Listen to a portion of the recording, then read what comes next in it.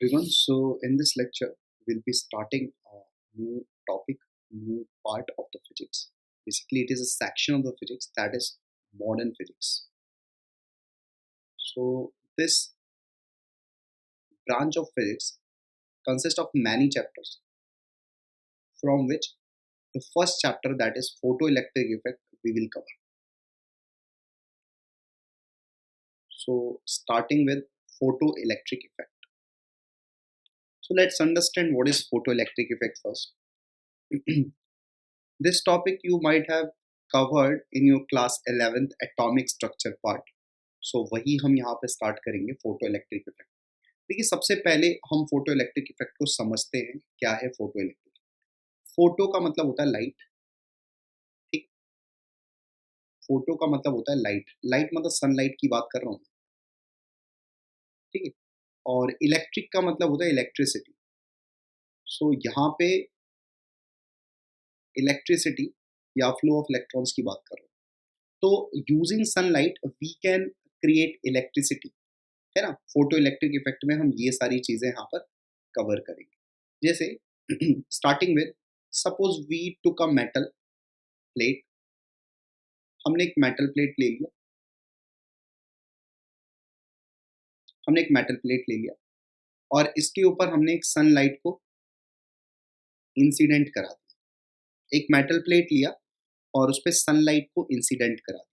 तो ऐसा हो सकता है कि इस मेटल प्लेट से इलेक्ट्रॉन्स इजेक्ट होना स्टार्ट हो जाए। ऐसा हो सकता है। ठीक, this effect is called as photo electric effect. I hope आपको समझ में आया फोटो इलेक्ट्रिक इफेक्ट क्या है। इसमें देखिए, इलेक्ट्रॉन निकल भी सकता है, नहीं भी निकल सकता है। ऐसा जरूरी नहीं है कि हमने सनलाइट को यहाँ पे इंसिडेंट कराया तो इलेक्ट्रॉन बाहर ही आ जाएगा। इट्स नॉट नेसेसरी, क्योंकि यहाँ पे एक कंडीशन होती है कि जो सनलाइट है ना, इसकी फ्रीक्वेंसी एक पर्टिकुलर फ्रीक्वेंसी से ज़्यादा होनी चाहिए, तभी जाके वो इलेक्ट्रॉन बाहर निकले। जैसे मैं फोटो इलेक्ट्रिक इफेक्ट को क्लियरली यहाँ पर डिफाइन करके लिख रहा हूँ। When suitable frequency of sunlight is incident on metal surface, then electrons will start to eject. Electrons बाहर निकलने स्टार्ट हो जाएंगे जब भी एक सूटेबल फ्रीक्वेंसी की सनलाइट मेटल के ऊपर गिराई जाएगी। ठीक है, electrons will start to eject. This effect is called as photo electric. Photo electric actually यहाँ पे जो सूटेबल फ्रीक्वेंसी वाला जो टर्म इंट्रोड्यूस किया गया है, उसको थोड़ा सा समझ लेते हैं। सूटेबल फ्रीक्वेंसी का मतलब क्या है? मतलब कहने का मतलब ये है कि एक पर्टिकुलर मेटल के लिए एक सर्टेन फ्रीक्वेंसी होती है। मतलब कोई भी मेटल ले लूँ, जैसे चाहे सोडियम ले लूँ, चाहे आयरन ले लूँ, उस मेटल प्लेट के लिए एक पर्टिकुलर फ्रीक्वेंसी होती है। उस फ्रीक्वेंसी को हम लोग थ्रेशोल्ड फ्रीक्वेंसी बोलते हैं। अभी ये भी समझ में आ जाएगा थोड़ी देर में कि थ्रेशोल्ड फ्रीक्वेंसी क्या है। अब कोई भी सनलाइट की फ्रीक्वेंसी अगर ज़्यादा या बराबर है किससे? थ्रेशोल्ड फ्रीक्वेंसी से। एफ टी एच बोल रहा हूँ उसको मैं। ठीक है, तो यहाँ पे फोटो इलेक्ट्रिक इफेक्ट हो सकता है। फोटो इलेक्ट्रिक इफेक्ट में हैपन कब? जब ये किसकी फ्रीक्वेंसी है? Frequency of sunlight. सनलाइट की फ्रीक्वेंसी है। अब ये जो थ्रेशोल्ड फ्रीक्वेंसी है ना, this is defined for metal surface. This is defined for metal surface. Threshold frequency है। अब ये थ्रेशोल्ड फ्रीक्वेंसी ना ये डिफाइन होगा मेटेलिक सरफेस के लिए। चाहे सोडियम का अलग होगा, पोटेशियम का अलग होगा, आयरन का अलग होगा।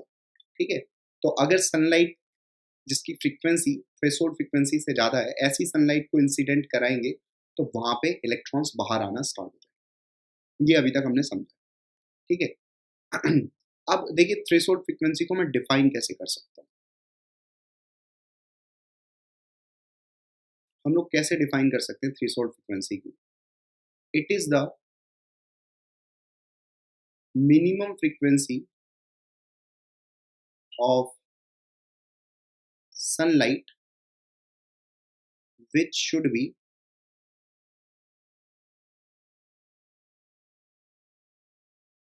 incident on metal surface, which should be incident on metal surface, so that photo electric effect, so अब इसको हम एब्रीविएट कर देंगे PEE से, फोटो इलेक्ट्रिक इफेक्ट में हैपन। ठीक है, तो फोटो इलेक्ट्रिक इफेक्ट हो जाए, कम से कम फ्रीक्वेंसी कितनी हो सनलाइट की, जिससे कि फोटो इलेक्ट्रिक इफेक्ट हो जाए, इसी को हम लोग थ्रेशोल्ड फ्रीक्वेंसी बोलेंगे। अब देखिए जो सनलाइट है ना, जो लाइट होती है उसको हम एक वेव नेचर का भी मान लेते हैं। ठीक है, तो यहाँ पे एक लैम्डा वेवलेंथ भी डिफाइन कर सकते हैं हम सनलाइट के लिए। ठीक है, और फ्रीक्वेंसी तो डिफाइन ही कर रहे हैं। ओके, तो यहाँ पे जो रेडिएशन को हम इंसिडेंट करा रहे हैं मेटल सरफेस पे, बेसिकली सनलाइट को हम रेडिएशंस भी बोल देंगे, है ना, क्योंकि बेसिकली सनलाइट क्या निकालता है, इलेक्ट्रोमैग्नेटिक रेडिएशंस एमिट करता है। ठीक है, जिसका कुछ ना कुछ क्या होता है, वेवलेंथ होता है। Okay, so we know one formula, v is equals to F lambda, और जो लाइट है उसका जो स्पीड होता है वो c होता है, तो c is equals to F lambda. तो यहाँ से जो लैम्डा हो जाएगा that should be c by F. Okay, तो अगर मान लीजिए फ्रीक्वेंसी हम बोल रहे हैं कि फ्रीक्वेंसी मिनिमम है, तो वहाँ पे वेवलेंथ जो होगा वो मैक्सिमम हो जाएगा। ठीक है, सो यहाँ पे एक और टर्म डिफाइन करते हैं हम, थ्रेशोल्ड वेवलेंथ, थ्रेशोल्ड वेवलेंथ। ठीक है, लैम्डा टी एच, और लैम्डा टी एच का जो वैल्यू होगा that should be c by F T H. मतलब जैसे हमने थ्रेशोल्ड फ्रीक्वेंसी डिफाइन किया है ना, वैसे ही थ्रेशोल्ड वेवलेंथ भी डिफाइन। मतलब मान लीजिए ये मेटल सरफेस है, हमारा ये मेटल सरफेस है, और इसके ऊपर हम एक लाइट, कोई रेडिएशन को इंसिडेंट करा रहे हैं जिसका कुछ फ्रीक्वेंसी है। ठीक है, और मैंने बोल दिया कि चलो एफ टी एच है, तो इसी जो रेडिएशन है ना, इसी एफ टी एच, इसी फ्रीक्वेंसी के करस्पॉन्डिंग इसके पास एक वेवलेंथ भी होगा जिसको हम लैम्डा टी एच बोलेंगे। ओके, सो लैम्डा टी एच क्या है, थ्रेशोल्ड वेवलेंथ, और इसको हम लोग कैसे लिखेंगे, it is the maximum wavelength of light, it is the maximum wavelength of light so that photoelectric effect may happen।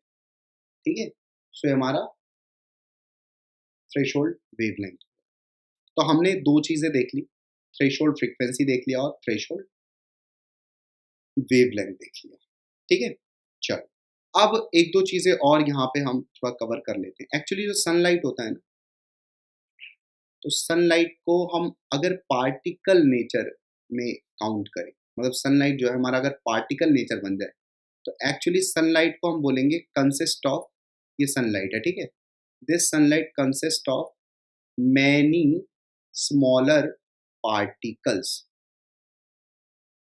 ठीक है, and these particles are called as photons.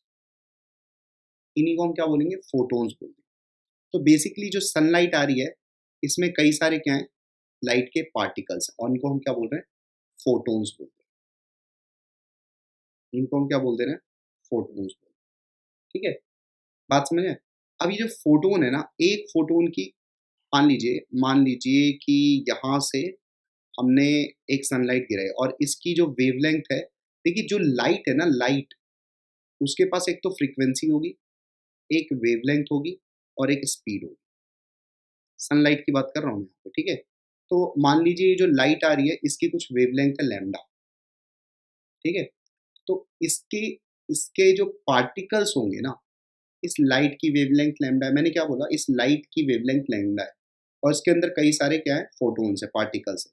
तो एक फोटोन की energy, energy of one photon, एक photon की energy यहाँ पे हम कितनी लिख देंगे, एच सी बाई लैम्डा।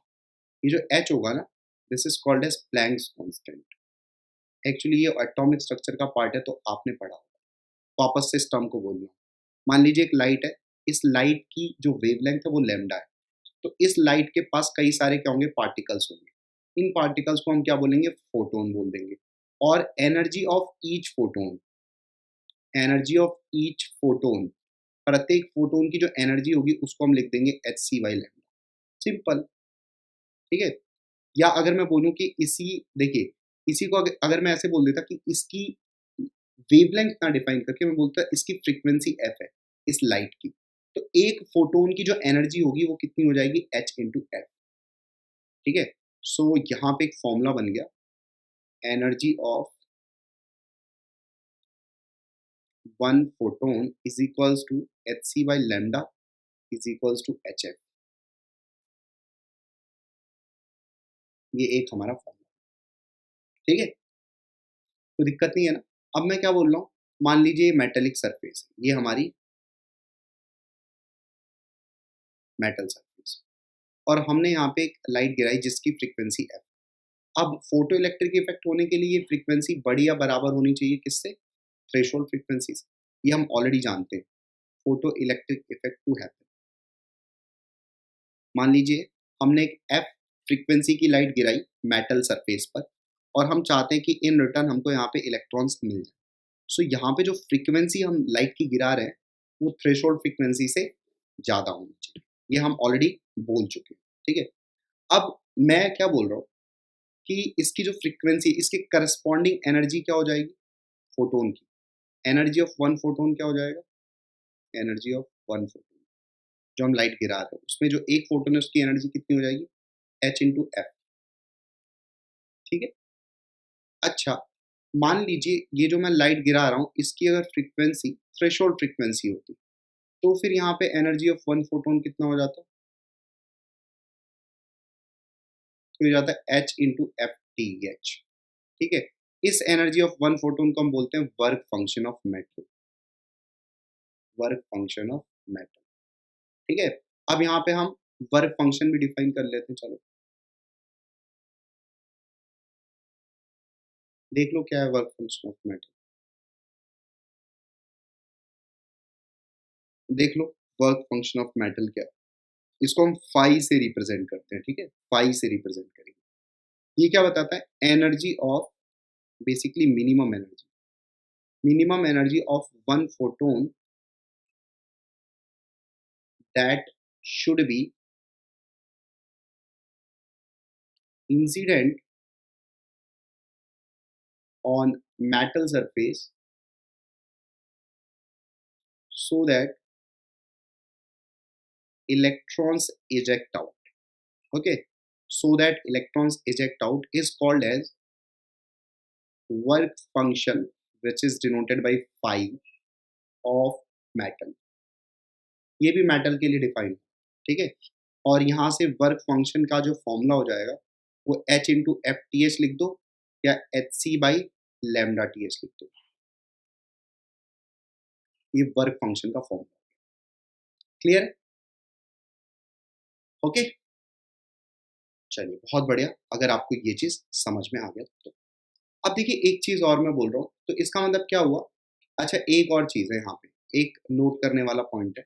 जैसे जब आप लाइट गिराते हो, मान लीजिए लैम्डा वेवलेंथ की लाइट गिरा रहे हो, तो इसके अंदर तो बहुत सारे फोटोन्स होंगे, है ना।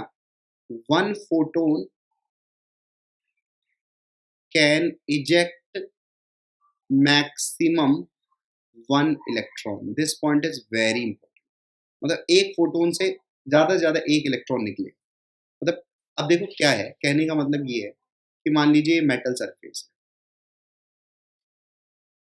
ठीक है, और हमने एक फोटोन गिराया, यहाँ पे एक फोटोन गिराया। अब यहाँ से या तो इलेक्ट्रॉन निकलेगा या तो नहीं निकलेगा। निकलेगा कब, जब इस फोटोन की जो एनर्जी है वो वर्क फंक्शन से बड़ी होगी, ठीक है। अगर इस फोटोन की एनर्जी वर्क फंक्शन से बड़ी है तब तो इलेक्ट्रॉन निकलेगा, ठीक है। मतलब कहने का ये मतलब है, suppose we incident one photon of energy E on metal, ठीक है। मान लो हमने एक फोटोन इंसिडेंट करा दिया जिसकी एनर्जी ई है मेटल पर, तो हो क्या सकता है, यहाँ से दो possibility, if E is greater than 5, मतलब वर्क फंक्शन से बड़ा है, और सेकंड केस है जब ई इज लेस देन 5, तो यहाँ से वन इलेक्ट्रॉन विल इजेक्ट, मतलब एक इलेक्ट्रॉन निकल जाएगा, और एक इलेक्ट्रॉन निकल गया तो फोटो इलेक्ट्रिक इफेक्ट तो होगा, ठीक है। लेकिन अगर इस फोटोन की जो एनर्जी है वो 5 से छोटी है, तो यहाँ पे हम बोलेंगे no electrons, no electron ejected, कोई भी इलेक्ट्रॉन नहीं निकला यहाँ पे, ठीक है। तो यहाँ पे अगर बोले फोटो इलेक्ट्रिक इफेक्ट हुआ कि नहीं हुआ, तो ऑब्वियसली नहीं हुआ। बात समझ गए क्या? तो फोटो इलेक्ट्रिक इफेक्ट कब होगा, ठीक है। आई थिंक यहाँ तक तो कोई भी डाउट नहीं होगी क्या होता है वर्क फंक्शन, है ना। अब देखिए यहाँ पे थोड़ा सा हम लोग कैलकुलेशन कर लेते हैं एनर्जी की। जैसे मान लीजिए हमने यहाँ पे एक एफ फ्रीक्वेंसी की लाइट गिराई इसके ऊपर, कहते हैं हम फोटोन गिरा दिया, मान लीजिए हमने एक फोटोन गिरा दिया यहाँ पे जिसकी फ्रीक्वेंसी क्या है, एफ है, तो इसकी एनर्जी कितनी है, energy is equals to H F, photon की, एक फोटोन की एनर्जी है, ठीक है। अब ये जब फोटोन जाएगा ना इसके ऊपर, तो होगा क्या, एक इलेक्ट्रॉन यहाँ से बाहर आ जाएगा, कब, जब ये एनर्जी किससे बड़ी हो जाए, पाई से, ठीक है। तो एक इलेक्ट्रॉन बाहर आ जाए, तो मैं ये मानता हूं कि जो एच एफ है, ई बराबर एच एफ है, ये ग्रेटर देन है वर्क फंक्शन से इस मेटल सरफेस की, तो एक इलेक्ट्रॉन तो बाहर आ जाए, इसमें तो कोई दिक्कत नहीं है। अब देखिए ध्यान से, एक्चुअली में जब इलेक्ट्रॉन्स यहाँ पे जो हैं उनको बाहर निकालना है, तो दो चीजें यहाँ पर बहुत जरूरत पड़ती है। एक तो देखिए, मान लीजिए इनको बाहर निकालने में, बाहर कहाँ से, मेटेलिक सरफेस से बाहर निकालने में, मान लो मैंने इसको 50 जूल की एनर्जी दे दी, मान लो, ठीक है, और इसको खाली खाली बाहर निकालने में, मेटेलिक सरफेस से बाहर निकालने में 30 जूल की एनर्जी लग गई, खाली खाली बाहर निकालने में बची कितनी, 20 जूल की एनर्जी। अब ये 20 जूल की एनर्जी कहाँ जाएगी, वो इसकी काइनेटिक एनर्जी बन जाएगी। बात समझे क्या, कहने का मतलब ये है कि ये जो इलेक्ट्रॉन है इसको कम से कम एनर्जी चाहिए फाई, जिससे बाहर निकल सकता है, बाहर, फाई मतलब वर्क फंक्शन के बराबर इतनी एनर्जी चाहिए, और बची हुई एनर्जी क्या करेगी, इसकी काइनेटिक एनर्जी, ठीक है। मतलब समझ रहे हो मेरा कहने का मतलब क्या है, if we incident one photon of energy E greater than 5, then electron will eject from metal with kinetic energy is equals to E minus 5, मतलब 5 जो एनर्जी है वो तो इसको बाहर निकालने में लग गई, मेटल से बाहर निकालने में, और बची कितनी एनर्जी, E माइनस 5, तो E माइनस 5 की काइनेटिक एनर्जी। बहुत सिंपल सी बात है जो मैं बोल रहा हूँ, ठीक है। वो बात ये है कि मान लीजिए हमारी मेटेलिक सरफेस ये, ठीक है, और यहाँ पे हमने फोटोन गिरा दिया, इसकी फ्रीक्वेंसी चलो एफ है, तो इसकी एनर्जी कितनी हो जाएगी, एच एफ, और ये एनर्जी फाई से बढ़ी है, तो यहाँ से इलेक्ट्रॉन्स बाहर निकलेगा, तो इस इलेक्ट्रॉन की जो काइनेटिक एनर्जी होगी ना, तो वो हो जाएगी ई माइनस फाइव। कहने का मतलब सिंपल सा, तो यहाँ पर, और ये कौन सी काइनेटिक एनर्जी होगी, मैक्सिमम काइनेटिक एनर्जी, अधिक से अधिक इसकी kinetic energy E minus five. तो यहाँ से एक फॉर्मूला बन गया, ठीक है, कि काइनेटिक एनर्जी मैक्सिमम किसकी, of ejected electrons, that should be E minus 5। तो ये एक फॉर्मूला बन गया, E माइनस 5। E क्या है, E क्या है, ये E energy of incident photo, energy of incident photo, ठीक है। या हम ऐसे लिख सकते हैं, मैक्सिमम काइनेटिक एनर्जी का फॉर्मूला क्या हो जाएगा, एच एफ माइनस 5, ये भी एक फॉर्मूला बन जाएगा। बात समझ, और चाहो तो इस मैक्सिमम काइनेटिक एनर्जी को ऐसे लिख दो, half into mass of electron into maximum velocity का square is equals to H F minus 5, ये भी चाहे तो फॉर्मूला बन जाएगा, ठीक है। तो इस तरीके से काफ़ी सारे फॉर्मूले बन जाएंगे। कहने का मतलब है ये वाला फॉर्मूला अपने को याद रखना। अच्छा, फाई को ज़रूरत पड़ने पे आप ऐसे भी लिख सकते हो, H into F T H. Phi का तो फॉर्मूला ये भी है। कहने का मतलब ये है मैक्सिमम काइनेटिक एनर्जी के ऐसे भी लिख सकते हो, H F minus H into F T H. So यहाँ से एच कॉमन आ जाएगा, F minus F T H आ जाएगा। ये मैक्सिमम काइनेटिक एनर्जी, ठीक है। आई होप इसमें कोई भी दिक्कत नहीं है आपको। तो H into F minus F T H, ये मैक्सिमम काइनेटिक एनर्जी का फॉर्मूला है। अब यहाँ पे अगर मेरे को ग्राफ बनाना है तो मैं ग्राफ भी बना सकता हूँ। किसके किसके बीच में? मैक्सिमम काइनेटिक एनर्जी और फ्रीक्वेंसी के बीच में ग्राफ बना सकता हूँ। सो मैक्सिमम काइनेटिक एनर्जी तो वाई एक्सिस पे आ गया, और एच इंटू एक्स माइनस ये एफ टी एच है, तो आ गया H X minus H into. तो यहाँ से y is equals to M X plus C type का फॉर्मूला, ठीक है। तो ये कैसे रहेगा?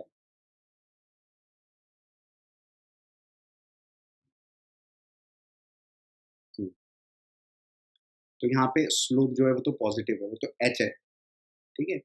और y इंटरसेप्ट जो है वो नेगेटिव, ठीक। तो यहाँ पे कुछ ऐसे करके, ऐसे करके ये हमारा शेप आ जाएगा। और इसको अगर हम थीटा बोले तो स्लोप तो हमें पता ही है, स्लोप कितना है, h है। This is equals to tan theta. तो टेन थीटा या स्लोप की वैल्यू जो हो जाएगी वो कितनी हो जाएगी, h हो जाएगी। तो चाहे तो ये ग्राफ भी याद रख सकते हैं, ओके। सो यहाँ पे हमने एक बहुत बेसिक सी बात कर ली है। सो देखिए आगे हम लोग स्टडी करते हैं इसकी फोटो इलेक्ट्रिक इफेक्ट के सेटअप की। स्टडी ऑफ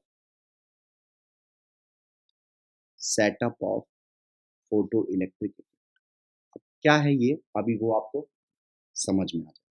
हम क्या करते हैं यहाँ पे, एक ऐसे ग्लास का वैक्यूम बना के एक ऐसे ट्यूब ले लेते हैं। एक सेकेंड।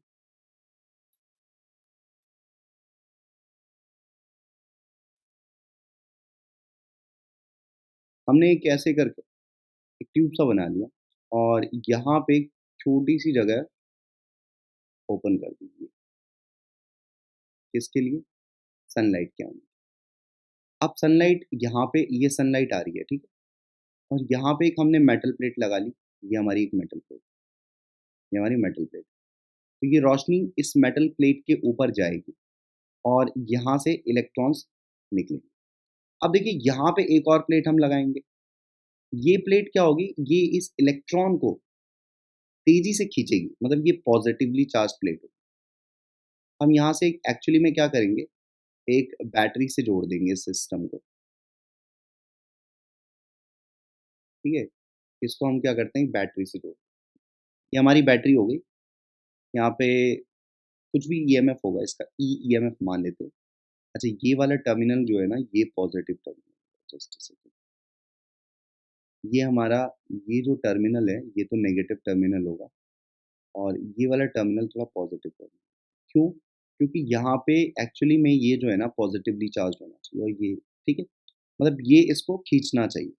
इलेक्ट्रॉन्स जो यहाँ से निकलेंगे ये, तो इसको हम लोग कलेक्टर प्लेट भी बोल देते हैं। कलेक्टर प्लेट भी बोल देते हैं, मतलब ये इलेक्ट्रॉन्स को एक्चुअली कलेक्ट करता है, और ये एमिटर प्लेट हो गया, ठीक है। इतना कर दिया हमने। अब यहाँ से सनलाइट गिराई गई, तो इस प्लेट पर, इस मेटल प्लेट पर जब लाइट गिरी, तो यहाँ से इलेक्ट्रॉन्स निकले और इस पॉजिटिवली चार्ज प्लेट ने इसको अपनी तरफ खींच लिया। ओके, क्या कर दिया, खींच लिया। क्लियर? कोई दिक्कत ही नहीं है इसमें। तो यहाँ पे एक्चुअली क्या होगा, इलेक्ट्रॉन्स यहाँ पे आ जाएंगे, और फिर इस वायर के थ्रू क्या होंगे, यहाँ तक आ जाएंगे, ठीक है। इस वायर के थ्रू क्या होंगे, यहाँ तक आ जाएंगे, और बैटरी से फिर यहाँ से यहाँ पहुंच जाएंगे, और ये इस तरीके से पूरा फ्लो करने लगेंगे। तो एक करंट सेटअप हो जाएगा।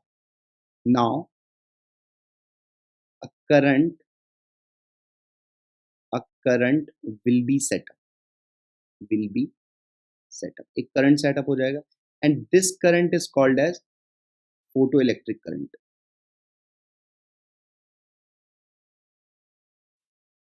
Photo electric current. इस करंट को हम लोग क्या बोलेंगे? फोटो, क्योंकि इलेक्ट्रॉन्स ऐसे घूमने लगे ना, तो एक फोटो इलेक्ट्रिक करंट सेटअप हो जाए। अब क्या होगा? अब ध्यान से आप देखते रहिए। अब हम लोग इसी में थोड़ा-सा एनालिसिस करेंगे। अब देखिए, लाइट जो सनलाइट आ रही है ना, इसकी एक तो फ्रीक्वेंसी है और इसकी एक इंटेंसिटी है।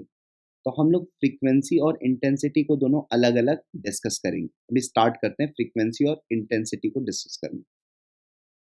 मैं आपको बोल रहा हूँ 2-3 चीज़ें, जिन्हें आप पहले तो याद रखिए। फ्रीक्वेंसी से हमारा क्या मतलब होगा? एनर्जी ऑफ इंसिडेंट रेडिएशन, या मैं बोलूँ एनर्जी ऑफ फोटो, ठीक है? मान लीजिए मैंने फ्रीक्वेंसी बढ़ा दी, तो इसका ये मतलब नहीं है कि मैंने नंबर ऑफ फोटॉन्स बढ़ा दिए। Energy of one photon increases. पहले आप बेस बनाइए इस चीज़ में। फ्रीक्वेंसी बढ़ाने का मतलब है एक फोटोन की एनर्जी इंक्रीज कर गई, ये चीज़ तो सही है। लेकिन अगर किसी कोई बंदा इसको ऐसे इंटरप्रेट करे यहाँ पर, more photons are incident, more photons are incident, अगर वो बोले कि फ्रीक्वेंसी बढ़ाने का मतलब है ज़्यादा फोटॉन्स, तो ये गलत है, ठीक है?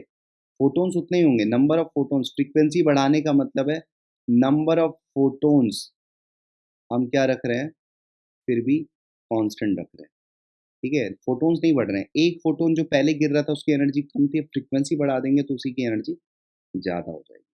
सेकंड पॉइंट में इंटेंसिटी इंक्रीज़ करने का मतलब क्या होगा? Number of photons increase, okay? Number of photons increase कर रहे हैं, इंटेंसिटी इंक्रीज़ करने का मतलब क्या है? आप दोनों चीज़ों को अच्छे से समझ लीजिए। अब हम लोग क्या कर रहे हैं, अब हम लोग एक टॉपिक ले रहे हैं यहाँ पे, इसी सेटअप में जो अभी हमने ये सेटअप पढ़ा है ऊपर, उसी सेटअप में टॉपिक ले रहे हैं। If frequency changes, intensity don't, मतलब इंटेंसिटी नहीं चेंज हो रही है, लेकिन फ्रीक्वेंसी चेंज हो रही है, ठीक है? इंटेंसिटी नहीं चेंज हो रही है, लेकिन फ्रीक्वेंसी चेंज हो रही है। तो अब देखिए यहाँ पे 2-3 बातें हैं। मान लीजिए फ्रीक्वेंसी बढ़ गई, तो फ्रीक्वेंसी बढ़ गई, नंबर ऑफ फोटॉन्स क्या हो जाएँगे? बढ़ जाएँगे। और जब नंबर ऑफ फोटॉन्स बढ़ जाएँगे, अच्छा ये जो फ्रीक्वेंसी है ना, it is greater than threshold frequency, मतलब फोटो इलेक्ट्रिक इफ़ेक्ट तो हो ही रहा है, नहीं हो रहा हो तो बात ही नहीं करेंगे।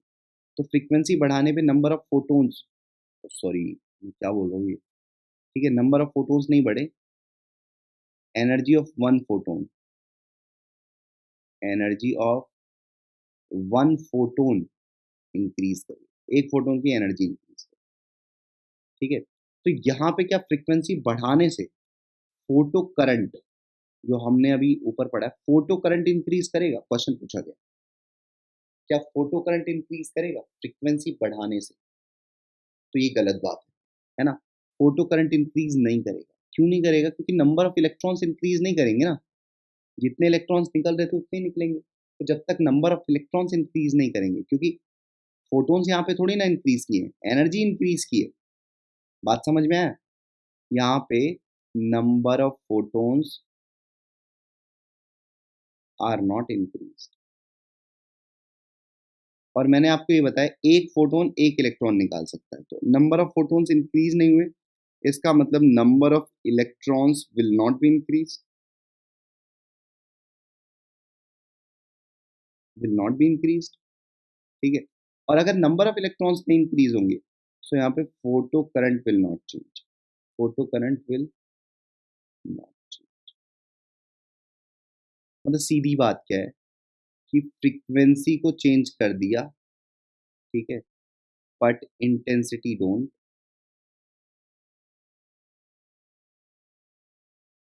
But intensity don't change. तो यहाँ से हम क्या इंटरप्रेट करेंगे? Photo current will not change,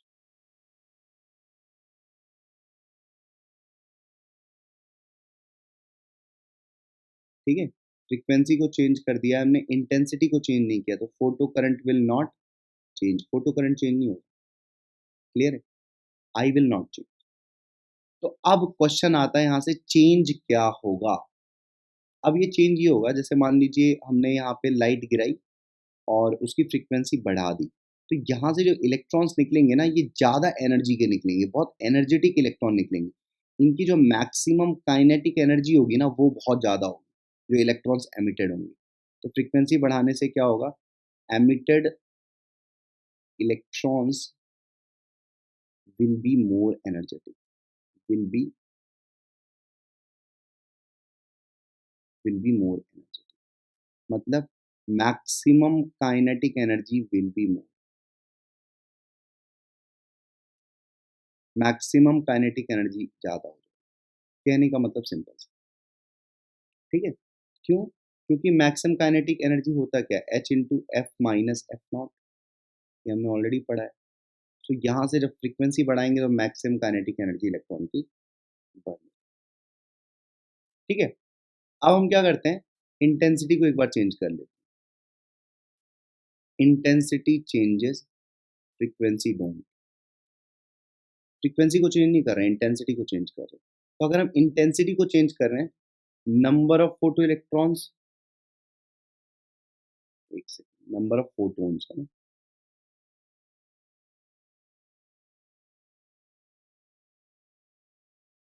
number of photons change हो जाएंगे, नंबर ऑफ फोटोन्स चेंज हो जाएंगे, ठीक है? और नंबर ऑफ फोटोन्स चेंज हो जाएंगे तो नंबर ऑफ इलेक्ट्रॉन्स चेंज हो जाएंगे, और नंबर ऑफ इलेक्ट्रॉन्स चेंज हो जाएंगे तो फोटो करंट चेंज हो जाएगा। बात समझ में है? अब देखिए, मान लीजिए हमने इंटेंसिटी बढ़ा दी, तो फोटो करंट क्या हो जाएगा? ज़्यादा फोटोन गिराएंगे ना, इंटेंसिटी बढ़ा दी मतलब फोटो, ये आई मतलब इंटेंसिटी, कैपिटल आई मतलब इंटेंसिटी है, और स्मॉल आई मतलब फोटो करंट है। तो फोटो करंट भी इंक्रीज कर जाएगा, इस चीज़ को आप याद रखिए, ठीक है? और अगर इंटेंसिटी डिक्रीज कर दी तो फोटो करंट भी डिक्रीज कर जाएगा। क्लियर सा बात है? बात समझिए, कोई डाउट नहीं है ना? अब देखिए, एक नेक्स्ट हेडिंग है स्टॉपिंग पोटेंशियल करके, वो देख लेते हैं क्या होता है स्टॉपिंग पोटेंशियल।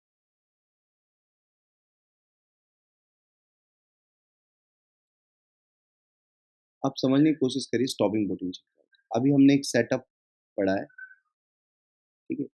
ये सेटअप में एक प्लेट यहाँ पे, एक प्लेट यहाँ पे, और इसको हमने बैटरी से कनेक्ट किया। यहाँ से एक्चुअली सनलाइट आ रही है, इस पे गिर रही है, यहाँ से इलेक्ट्रॉन्स निकल रहे हैं। मान लीजिए कुछ पर्टिकुलर फ्रीक्वेंसी पे हमने कुछ पर्टिकुलर फ्रीक्वेंसी की लाइट गिराई और इलेक्ट्रॉन्स बाहर निकले, ठीक है? और यहाँ पे कुछ वोल्टेज हमने लगा रखा, ठीक? अब देखिए, वोल्टेज बढ़ाने से क्या होगा? ये जो वोल्टेज है, अगर मान लीजिए मैंने इसको बढ़ाना अब स्टार्ट कर दिया, तो होगा क्या? ये पॉजिटिव चार्ज, ये पॉजिटिव प्लेट और ये नेगेटिव प्लेट, मतलब ये पॉजिटिव प्लेट जो है ना, ये इस इलेक्ट्रॉन को बहुत तेजी से खींचेगी। ये पॉजिटिव पोलैरिटी है, नेगेटिव पोलैरिटी। तो ये जो पॉजिटिव प्लेट है ना, इस इलेक्ट्रॉन को बहुत तेजी से खींचेगी अपनी तरफ, बहुत तेजी से खींचेगी। तो होगा क्या? क्या फोटो करंट बढ़ेगा? पूछा गया। क्या फोटो करंट बढ़ेगा? क्वेश्चन है। तो यस, फोटो करंट बढ़ेगा। क्यों बढ़ेगा? मैं उसके पीछे रीजन बताता हूँ। मान लीजिए कि मैंने एक बार तो 20 वोल्ट का पोटेंशियल डिफरेंस रखा, तो कुछ इलेक्ट्रॉन निकल के यहीं पहुंच गए, यहाँ पे गिर गए, इनको ये खींच नहीं पाई क्योंकि इसके पास नहीं ताकत नहीं। अब मैंने इसको 30 वोल्ट कर दिया, तो 30 वोल्ट करने पे जो इलेक्ट्रॉन यहाँ पर गिर गया था, मतलब जो इलेक्ट्रॉन यहाँ तक नहीं पहुँच पाया था, अब 30 वोल्ट करने पर ये इलेक्ट्रॉन भी हो सकता है यहाँ पहुँच जाए। यहाँ पहुँच गया तो फिर ये घूम जाएगा, और घूम जाएगा तो ये भी इलेक्ट्रॉन फोटो करंट में अपना कंट्रीब्यूशन देगा। तो वोल्टेज बढ़ाने से क्या फोटो करंट बढ़ेगा? If voltage is increases, photo current increase करता है, सही बात। लेकिन एक मैक्सिमम वैल्यू तक, ठीक है? एक मैक्सिमम वैल्यू तक, उससे ज़्यादा नहीं। जैसे मान लीजिए जितने इलेक्ट्रॉन्स इस प्लेट ने निकाले हैं, अगर वो सारे इलेक्ट्रॉन्स इस प्लेट तक पहुँच गए, तो उसके बाद तो कोई इलेक्ट्रॉन बचे ही नहीं, समझे? उसके बाद तो कितना भी पोटेंशियल बढ़ा लो, कोई फ़र्क नहीं पड़ेगा। बात समझे? तो क्या है, if voltage of battery increases, photo current increases up to certain maximum value, up to certain maximum value. This maximum value of current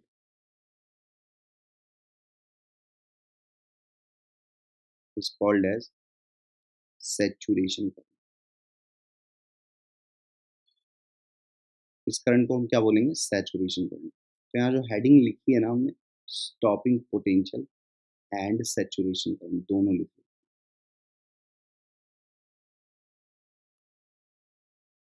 ठीक है, तो आई होप आपको समझ में आ गया होगा कि सैचुरेशन करंट होता क्या है। अब इसका जैसे मैं एक ग्राफ से समझाता हूँ आपको। मान लीजिए हमने एक ग्राफ बनाया, किसके किसके बीच में? करंट के बीच में और यहाँ पे वोल्टेज के बीच में।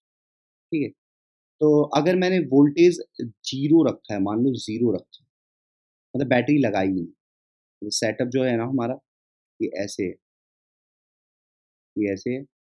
अब यहाँ पे एक प्लेट ऐसे, यहाँ पे एक प्लेट ऐसे, यहाँ पे लाइट आई, इलेक्ट्रॉन निकले और सीधे यहाँ पहुँचे। हो सकता है बैटरी ना भी लगाऊं तो कुछ इलेक्ट्रॉन्स यहाँ पहुँच जाए और यहाँ पे एक करंट कंस्टिट्यूट हो जाए। बैटरी ना भी लगाने, तो बैटरी भी ना भी लगाने पर हो सकता है कुछ करंट का वैल्यू रहा हो। लेकिन जैसे ही मैं बैटरी लगा दूंगा और ये वाला जो टर्मिनल है वो पॉजिटिव रखूँ, ये वाला टर्मिनल नेगेटिव रखूँ। ठीक है, तो इसको हम पॉजिटिव वोल्टेज, अगर ये वाला टर्मिनल हमारा पॉजिटिव है, ये वाला टर्मिनल नेगेटिव है, तो इसको हम यहाँ पे पॉजिटिव वोल्टेज बोलेंगे, पॉजिटिव वोल्टेज बोलेंगे। ठीक है, तो बैटरी ना भी लगाई तो भी कुछ ना कुछ करंट यहाँ पे फ्लो करेगी। अब धीरे धीरे क्या होगा देखो, जैसे ही मैं वोल्टेज बढ़ाऊंगा तो धीरे धीरे करंट का वैल्यू क्या होगा? बढ़ेगा। लेकिन आफ्टर सर्टेन टाइम ये चीज़ क्या हो जाएगी? सैचुरेट हो जाएगी। ठीक है, इस तरीके से वेरी, बात समझे? सैचुरेशन करंट समझ में? ये वाला जो करंट है ना, ये वाला करंट, ये वाला करंट, ये कौन सा करंट है? यही सैचुरेशन करंट। अब यहाँ पे एक टर्म और है, स्टॉपिंग पोटेंशियल। स्टॉपिंग पोटेंशियल क्या होगा वो समझ लेते हैं।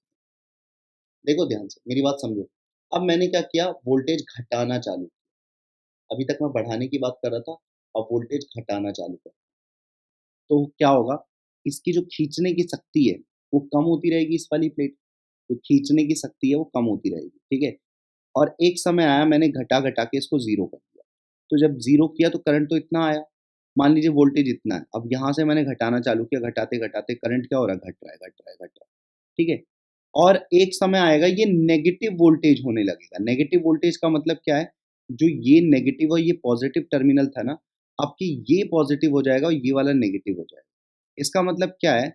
इसका मतलब क्या है वो समझो पहले। जैसे ये हमारी एक प्लेट है, ठीक है, ये भी हमारी एक प्लेट है। अब हमने एक्चुअली क्या किया, यहाँ से लाइट गिराई और यहाँ से इलेक्ट्रॉन्स निकले। मान लो इसको मैं नेगेटिव कर दूँ, इसको पॉजिटिव कर दूँ, ये पॉजिटिव टर्मिनल हो जाए और ये नेगेटिव टर्मिनल हो जाए, फिर क्या होगा? फिर क्या होगा? ये इलेक्ट्रॉन्स को खींचेगा नहीं, ये वाली प्लेट इसको खींचेगी नहीं, बल्कि इसको रिपल करेगी। ठीक है, तो जब नेगेटिव हो जाएगा ना, नेगेटिव, तो इसको रिपल्शन मिलेगा, रिपल्शन होगा तो और करंट यहाँ पे डिक्रीज करेगा और एक बार ऐसा होगा कि करंट का वैल्यू क्या हो जाएगा? जीरो हो जाएगा। ठीक है, करंट का वैल्यू क्या हो जाएगा? जीरो हो जाएगा। तो ये वाला जो वोल्टेज है ना, ये वाला वोल्टेज, ये वाला वोल्टेज क्या कहलाएगा? Stopping potential. ठीक है, stopping potential, stopping potential. Stopping potential का मतलब क्या हुआ? अब स्टॉपिंग पोटेंशियल की अगर हम डेफिनेशन लिखें तो क्या आ जाएगी? Stopping potential, voltage at which photo current becomes zero, photo current becomes zero, simple सी बात है। ऐसा वोल्टेज जहाँ पे फोटो करंट जीरो हो जाए तो उसको हम क्या बोलेंगे? Stopping potential. जैसे ये वाला जो वोल्टेज रहा होगा, ये कौन सा वोल्टेज रहा होगा? स्टॉपिंग पोटेंशियल, जहाँ पे हमारा फोटो करंट क्या हो चुका है? जीरो। कुछ भी बात ही नहीं बची इसमें ना, स्टॉपिंग पोटेंशियल समझ में आ गया। और ये जो मैक्सिमम करंट आया है ये सैचुरेशन करंट। ठीक है, रिलेशन बिटवीन स्टॉपिंग पोटेंशियल, अब देखिए स्टॉपिंग पोटेंशियल को Vs से रिप्रेजेंट करेंगे एंड मैक्सिमम काइनेटिक एनर्जी। तो यहाँ पे रिलेशन फाइंड आउट करेंगे, तो स्टॉपिंग पोटेंशियल के बीच में और मैक्सिमम काइनेटिक एनर्जी के बीच में वो रिलेशन ये है। अभी हम लोग क्या जानते हैं, के मैक्स का जो फॉर्मूला है वो क्या है, H into F minus F not. Okay, ये फॉर्मूला हमने मैक्सिमम काइनेटिक एनर्जी का पढ़ा हुआ है। इसी को हम स्टॉपिंग पोटेंशियल के फॉर्म में ऐसे लिखेंगे, ई इंटू वी एस। तो यहाँ से जो वी एस का जो फॉर्मूला निकलेगा, that should B H upon E into F minus F not. ठीक है, तो ये फॉर्मूला आ गया हमारा, ये रिलेशन हो गया किसके किसके के बीच में, relation between stopping potential and maximum kinetic energy. तो ये रिलेशन हो गया, एक तो ये फॉर्मूला हो गया। तो आप ऐसे लगा सकते हो, K max is equals to E into V S. एक ये फॉर्मूला निकल के आ गया, और एक ये फॉर्मूला निकल के आ गया, V S is equals to H by E into F minus F naught. ये फॉर्मूला निकल के आ गया। तो यहाँ पे दो फॉर्मूले और निकल के आ गए, जिनको आपको याद है। ओके, सो ये हो गया हमारा रिलेशन स्टॉपिंग पोटेंशियल और मैक्सिमम काइनेटिक एनर्जी के बीच। अब इससे रिलेटेड कोई भी क्वेश्चन आएगा तो डेफिनेटली आप वहाँ पे इस क्वेश्चन को कर सकते हो। इस क्वेश्चन ये आ जाता है कि मान लीजिए फ्रीक्वेंसी को बढ़ा दिया गया, ठीक है, जो लाइट गिराई जा रही है उसकी फ्रीक्वेंसी बढ़ा देंगे, तो स्टॉपिंग पोटेंशियल पर क्या प्रभाव पड़ेगा। तो यहाँ से आपको समझ में आ रहा होगा, अगर फ्रीक्वेंसी बढ़ाएगी तो स्टॉपिंग पोटेंशियल भी इंक्रीज कर देगा। अच्छा, स्टॉपिंग पोटेंशियल इंक्रीज कर जाएगा क्योंकि स्टॉपिंग पोटेंशियल नेगेटिव वैल्यू होती है ना, नेगेटिव वैल्यू होती है। जैसे मान लो कि मैं एक कर्व बना रहा हूँ वापस से, किसके बीच में, फोटो करंट और फ्रीक्वेंसी के बीच में।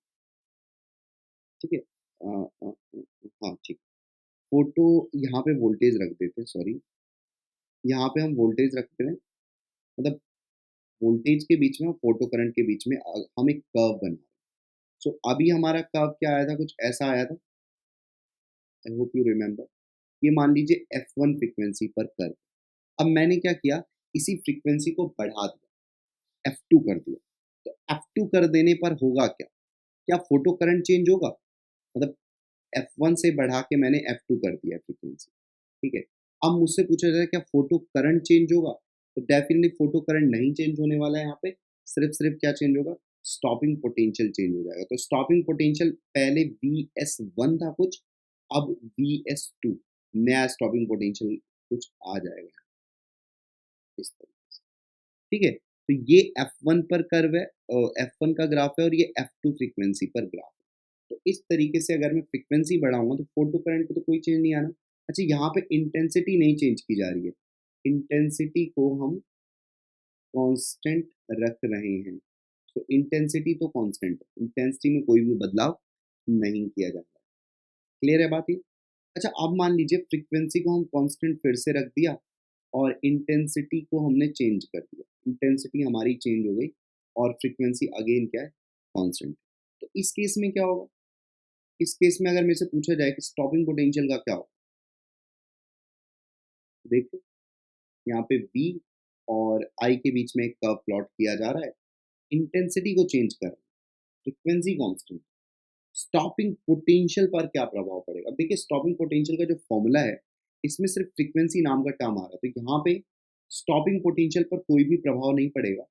जैसे मान लीजिए ये VS है और ये हमने कर्व प्लॉट किया इस तरीके से, ये I1 इंटेंसिटी पर कर्व प्लॉट किया गया। अब मैं इंटेंसिटी को बढ़ा देता हूँ और I2 कर देता हूँ। ठीक है, तो क्या VS पर कोई फर्क पड़ेगा, बिल्कुल नहीं पड़ेगा, लेकिन करंट पर प्रभाव पड़ जाएगा। अब सैचुरेशन करंट भी अलग होगा और ये I2 पर कर्व है। तो इंटेंसिटी बढ़ाने पर फोटो करंट तो बढ़ जाएगा, लेकिन I2 ग्रेटर देन I1 है, लेकिन स्टॉपिंग पोटेंशियल पर कोई भी फर्क नहीं पड़ेगा। तो इस चीज को अपने ध्यान में रखिएगा, ये जो भी चीजें हमने फ्रीक्वेंसी चेंज करके और इंटेंसिटी चेंज करके बोली है। कंसीडर करते हैं आप स्टॉपिंग पोटेंशियल से related question. In an experiment, in an experiment and photoelectric effect, the stopping potential Vs is equals to 3 volt, ठीक है, and threshold frequency which is F naught is equals to 6 into 10 की power 14 hertz. ये ठीक है, find the frequency of incident radiation. तो अपने को frequency find out करना, ये क्वेश्चन है हमारे लिए। तो the solution for this question is, देखिए एक एक्सपेरिमेंट है फोटो इलेक्ट्रिक इफेक्ट का, इसमें बी एस दिया हुआ है, एफ नॉट दिया है, एफ फाइंड आउट करना। तो B S is equals to H by E F minus F naught, ये फॉर्मूला हम लोग जानते हैं। बस सिंपली ये वाला फॉर्मूला अपने को यूज कर देना है इस क्वेश्चन में और हमारा आंसर आ जाएगा, ठीक है। तो यूज कर दो, V S is equals to 3 volt है, H by E F minus F nought which is 6 × 10⁻14। तो यहाँ पे सारी सारी की सारी जो वैल्यूज हैं वो क्योंकि एसआई यूनिट पे दी हुई हैं, तो आपको एच की जो वैल्यू रखनी होगी दैट शुड बी 6.6, या आप रफली 6 भी रख सकते हो, ठीक है। वैसे आप 6.6 रखिए, 6.6 × 10⁻−34। सो ये आ जाएगा एसआई यूनिट में एच का वैल्यू, और ई का वैल्यू रख दीजिए 1.6 × 10⁻−19। सो ये वैल्यू जब आप रखेंगे और यहाँ से एफ का वैल्यू फाइंड आउट करेंगे, तो वहाँ से आपको एफ का वैल्यू ऑलमोस्ट मिलेगा 1.32 × 10⁻15 हर्ट्ज, ठीक है। तो ये खुद आप सॉल्व कर लीजिएगा, ये आंसर आ जाएगा, ठीक है। ओके, तो ये कैलकुलेटिव प्रॉब्लम है जिसमें कॉन्सेप्ट तो सिर्फ एक फॉर्मूला यूज किया गया है। बाकी नेक्स्ट क्वेश्चन देखते हैं। नेक्स्ट क्वेश्चन है कि लैम्डा दिया हुआ है लाइट का 4360 एंगस्ट्रॉम, ठीक है। और जो मेटल है उसका वर्क फंक्शन दिया हुआ है 1.24 इलेक्ट्रॉन वोल्ट, और अपने को फाइंड आउट करना है स्टॉपिंग पोटेंशियल क्या होगा। तो ये हमारे लिए क्वेश्चन है। तो यहाँ पे व्हाट वी नो कि एक्चुअली में K max is equals to E into V S होता है, and K X can be written as H F minus F naught, तो लिख ही सकते हैं। बाकी ये भी तो लिख सकते हैं H C into 1/λ minus 1/λ nought, ये भी लिख सकते हैं ना। ये एफ और ये एफ नॉट से आ गया, ये आ गया। अब यहाँ पे क्या आ गया, V S is equals to H C upon E into 1/λ minus 1/λ nought, ठीक है। मेरे को वी एस फाइंड आउट करना, तो कुछ भी नहीं है, अब वैल्यू रख दीजिए आप सारी। यहाँ पे देखिए ये बी एस एच सी की वैल्यू हम लोग रख देते हैं 12400 अपॉन इलेक्ट्रॉन का वैल्यू रख देते हैं, ठीक है, इंटू 1/λ। लैम्डा का वैल्यू दिया 4360 एंगस्ट्रॉम। काम करते हैं, ऐसे नहीं करते इसको, और आसानी से हो जाएगा ये क्वेश्चन, देखो कैसे हो जाएगा। मैं और आसान तरीके से बता सकता हूँ। आप देखो K max is equals to can be written as, K max होता क्या है, के मैक्स होता है एनर्जी इंसिडेंट, जो एनर्जी इंसिडेंट किया जा रहा है माइनस वर्क फंक्शन, ये होता है के मैक्स।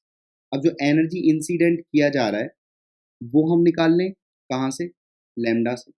तो E is equals to H C by lambda, यहाँ से निकल जाएगा 12400 अपॉन 4360, यहाँ से आ जाएगा। यहाँ से जब आप कैलकुलेट करोगे it would come out to be 2.85 something, ठीक है, इतना इलेक्ट्रॉन वोल्ट आ जाएगा।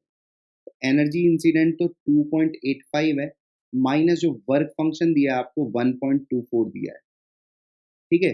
जब दोनों को सब्ट्रैक्ट करोगे गेट 1.61 इलेक्ट्रॉन वोल्ट, ठीक है। आपको इतना मिल जाएगा मैक्सिमम काइनेटिक, ठीक है, मैक्सिमम काइनेटिक एनर्जी आपको इतनी मिल जाएगी। अब आपको क्या करना है, के मैक्स मिल गया, so we know K max is equals to E into V S, तो यहाँ से आप वी एस निकाल लीजिए, के मैक्स अपॉन ई, ये आ जाएगा, ठीक है, के मैक्स अपॉन ई। तो यहाँ से के मैक्स इज 1.61 अपॉन ये इलेक्ट्रॉन वोल्ट में। अब जब भी इलेक्ट्रॉन वोल्ट को इलेक्ट्रॉन से डिवाइड करेंगे तो सिर्फ वोल्ट बचेगा, इस चीज़ को याद रखिए। तो हमारा यहाँ से आ गया 1.61 वोल्ट, ये हो गया हमारा फाइनल आंसर इस क्वेश्चन का, ठीक है। सो ये कुछ क्वेश्चंस हमने देखे हैं जो हमारे फोटो इलेक्ट्रिक इफेक्ट के ऊपर बेस्ड हैं। अब मैं लास्ट में एक पॉइंट आपको बता दे रहा हूँ, वो ध्यान से देखिए और नोट करके लिख लीजिए। Last point, what we know कि जो मैक्सिमम काइनेटिक एनर्जी होती है that is H into F minus F nought. अगर मैं यहाँ से पूछूं कि क्या मैक्सिमम काइनेटिक एनर्जी फ्रीक्वेंसी के डायरेक्टली प्रोपोर्शनल है, answer will be no, because K max is not equals to H into F like expression, ऐसे नहीं लिखा है। यहाँ से हम बोलेंगे maximum kinetic energy is linearly proportional is linearly proportional to frequency. Maximum kinetic energy क्या है? लीनियरली प्रोपोर्शनल फ्रीक्वेंसी के, डायरेक्टली प्रोपोर्शनल है। पहला पॉइंट तो ये हो गया। सेकंड पॉइंट ये हो गया, इफ फ्रीक्वेंसी इज डबल्ड, मान लीजिए फ्रीक्वेंसी को हमने डबल कर दिया, तो मैक्सिमम काइनेटिक एनर्जी क्या हो जाएगा? क्या वो भी डबल हो जाएगा? Is more than double. इस चीज को याद रखिए। कहने का मतलब है, अगर फ्रीक्वेंसी को डबल करेंगे तो जो मैक्सिमम काइनेटिक एनर्जी होगा वो डबल से भी ज़्यादा हो जाएगा। तो ये एक लाइन याद रखिएगा। बाकी फोटो इलेक्ट्रिक इफेक्ट में जितने भी फॉर्मूले मैंने बताए आपको वो अच्छे से याद करिए और कॉन्सेप्ट को अच्छे से दिमाग में रखिए, बाकी सारे क्वेश्चन हो जाएंगे। बहुत ईजी चैप्टर।